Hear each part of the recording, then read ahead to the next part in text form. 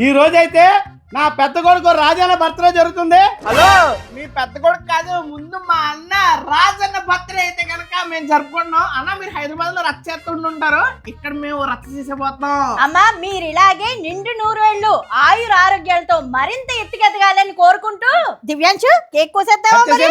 Happy birthday Rajanna, happy birthday Rajanna.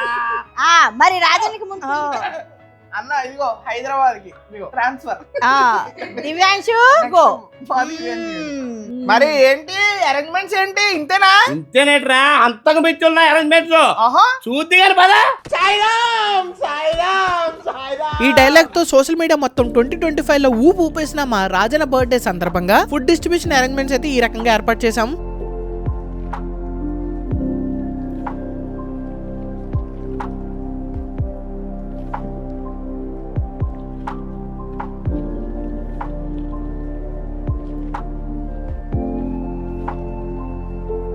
చాలా మంది అనుకుంటా ఉంటారు రాజన్న బర్త్డేకి ఇలా ఫుడ్ డిస్ట్రిబ్యూషన్ ఎందుకు చేస్తున్నామని. కడుపు నిండా తిన్న తర్వాత వాళ్ళు మనస్ఫూర్తిగా ఇచ్చే బ్లెస్సింగ్స్ మా రాజన్న ఎదుగుదలకు తోడ్పడుతుందని ఒక చిన్న ఆశ. మరొకసారి Rajanna happy birthday to you. Happy birthday to you.